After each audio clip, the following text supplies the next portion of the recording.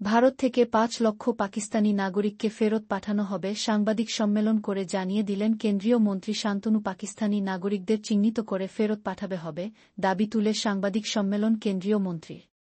রবিবার সকালে উত্তর ২-৪ পরগনা জেলার ঠাকুরনগর ঠাকুরবাড়িতে সাংবাদিক সম্মেলন করে কেন্দ্রীয় মন্ত্রী শান্তনু ঠাকুর বলেন, পাকিস্তানের মৌলবাদীরা ভারতে অশান্তি সৃষ্টি করছে। আমরা তা হতে দেব না। প্রধানমন্ত্রীর নেতৃত্বে আমাদের ভারতীয় জনতা পার্টি ইতিমধ্যে বিভিন্ন পদক্ষেপ নিচ্ছে। ভারত সরকার পাকিস্তানের সাথে সিন্ধু চুক্তি বন্ধ করেছে। আগামীতে আরও পরিষেবা বন্ধ হবে। পাকিস্তানি নাগরিকদের দেশে ফেরার কথা বলা হয়েছে।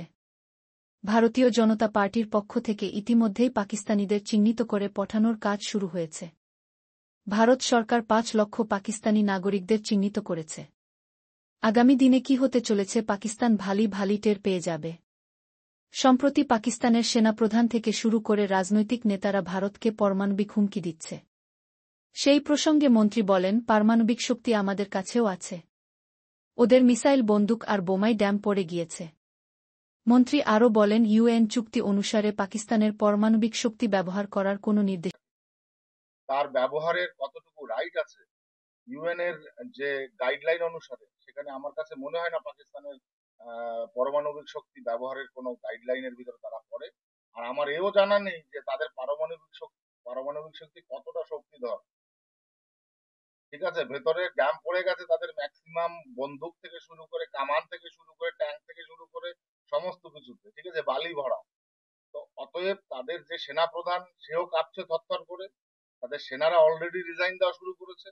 এমতো পরিস্থিতিতে আগামী দিনে আপনারা দেখেছেন যে শুধু জল চুক্তি বন্ধ করাতে কেঁপে উঠেছে পাকিস্তান সরকার। আরো অনেক রকম প্রসেস শুরু হবে, সেটা সময়ের অপেক্ষা। গভর্নমেন্ট সেটা করবেই।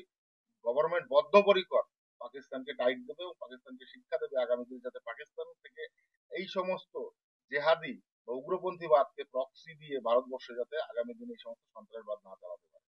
অনেক ক্ষেত্রে দেখা গেছে যে পাকিস্তানি নাগরিকত্ব নেওয়ার জন্য যেহেতু একটা আইন আছে যে কোনো যদি বাচ্চা প্রসব হয় অন্য কোনো দেশে, সেই বাচ্চা সেই দেশের নাগরিকত্ব পাবে, সেই বিষয়ে কি কোনো ভবিষ্যৎ ব্যবস্থা নেবে?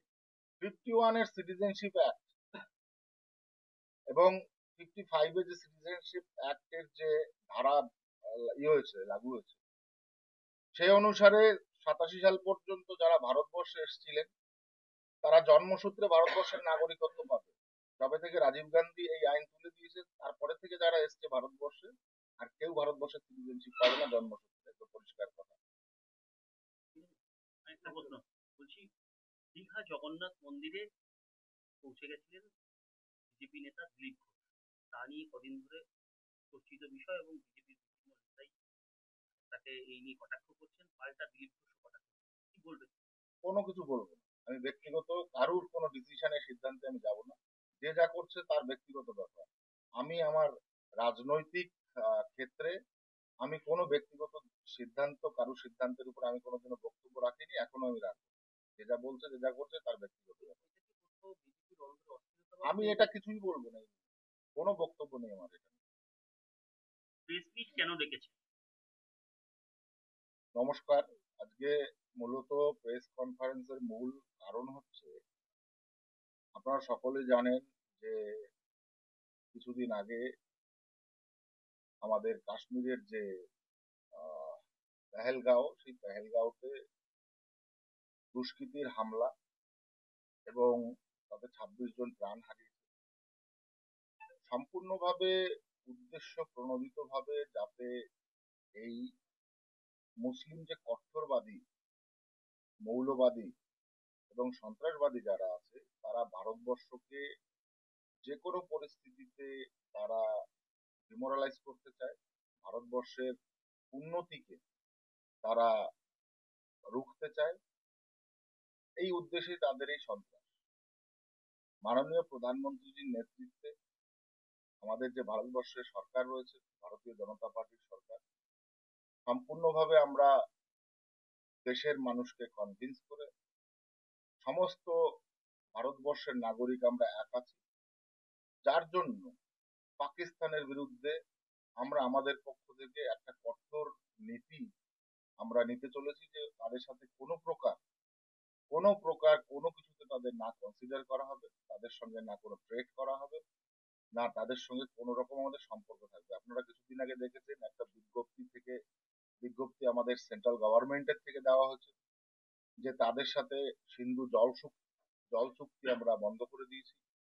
আমরা চিনাবের যে জল চুক্তি সেটা বন্ধ করেছি, আমরা এয়ার স্পেস বন্ধ করেছি এবং যে সমস্ত ট্রেড গুলো হতো সেই ট্রেড গুলো বন্ধ করে দিয়েছি। আজকে আমাদের ভারতীয় জনতা পার্টির যতগুলো রাজ্যের সরকার আছে তারা সর্বপ্রথমে সিদ্ধান্ত নিয়েছে যে পাকিস্তান থেকে যে সমস্ত মানুষরা ভারতবর্ষে ঢুকেছে সেই মানুষগুলোকে সবার আগে বের করতে হবে।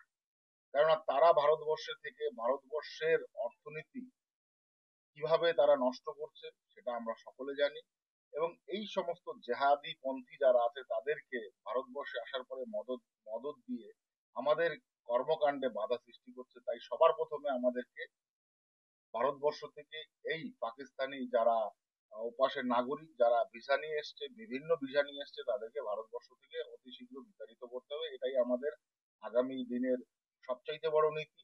এই নীতিতে আমরা খুঁজে বার করেছি প্রায় 5.5 লক্ষের উপরে যারা পাকিস্তানি নাগরিক আছে তারা ভারতবর্ষের যারা নাগরিক তাদেরকে বিবাহ করে ভারতবর্ষে এসছে, ভারতবর্ষে থাকছে এবং এখানে এসে বিভিন্ন জেহাদি কাজের ভিতরে তারা অংশগ্রহণ করে ভারতবর্ষের অর্থনীতি সামাজিক অবস্থানকে তারা ক্ষতিগ্রস্ত করছে। মোট সারা ভারতবর্ষে সারা ভারতবর্ষে 5.5 লক্ষের উপরে পাকিস্তানি সিটিজেন তারা এখানের সিটিজেনদের বিবাহ করেছে, চাই সে পুরুষ হোক বা মহিলা হোক যে কোনো অবস্থাতে।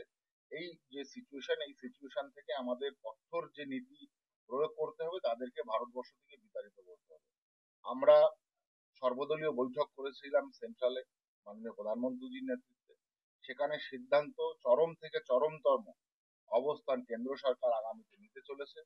আপনারা দেখেছেন বিগত সময়ে সার্জিক্যাল স্ট্রাইক থেকে শুরু করে বহু নীতি নির্ধারণ করে কেন্দ্র সরকার চলেছে।